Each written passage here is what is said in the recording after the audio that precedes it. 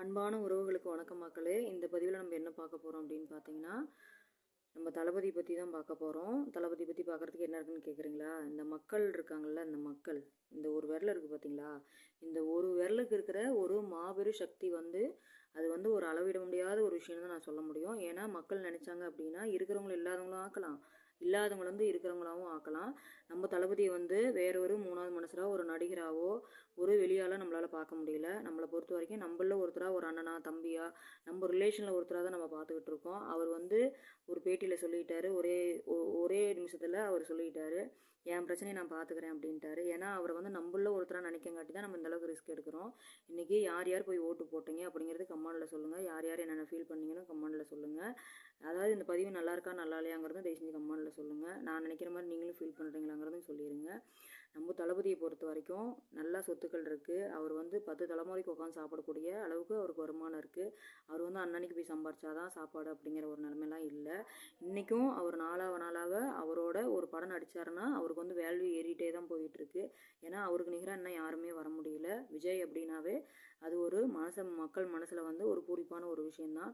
ஆனால் இன்றைக்கி அரசியலுக்கு வரத்துக்கு என்ன காரணம்னு புரியல. திடீர்னு அரசியலுக்கு வரணுன்னாரு, அரசியலுக்கு வந்தார், எவ்வளோ பிரச்சனைகள் சந்திச்சார், அவதூறு போனாங்க, அதையும் கடந்து வந்துட்டார். இன்றைக்கி ஓட்டுங்கிற ஒரு விஷயத்தில் எண்டாக நிற்கிறாரு. ஆனால் அவர் தான் 100% நிற்பார். மக்களை பொறுத்த வரைக்கும் என்ன ஒரு எதிர்பார்ப்புன்னா, இத்தனை வருஷமாக ஆட்சி ஆண்டாங்க, உங்களுக்கு செய்கிறேன்னு சொல்லி யாருமே நல்லது பண்ண மாதிரி தெரியல. நம்ம வருஷத்துக்கு ஒரு தடவை தான், 5 வருஷத்துக்கு ஒரு தடவை தான் நம்ம வீடு தேடி வர்றாங்க ஓட்டுக்கோசரம். அதுக்கு முன்னாடி மக்கள் என்ன பேசி புலம்புனாலும் யாரும் கண்டுக்க போகிறது கிடையாது. அப்படி இருக்கிற ஒரு பட்சத்துக்கு 100% தளபதி தான் வருவார்னு சொல்லிட்டு இன்றைக்கி மக்களோட கண்கள்லையும் சரி, இதயத்துலையும் சரி, எவ்வளோ ஒரு எதிர்பார்ப்பு, எவ்வளோ ஒரு சந்தோஷம், எவ்வளோ ஒரு ஹாப்பியாக, அப்பா நான் போய் ஓட்டு போட்டு வந்துட்டேன்ப்பா, நம்ம தளபதிக்கு போட்டு வந்துட்டேன். 100க்கு 100% தளபதிக்கு தான் இன்றைக்கி போட்டிருப்பாங்க. அதில் எந்த சந்தேகமும் இல்லை. தளபதி தான் சிஎம்மாக வரப்போகிறாரு.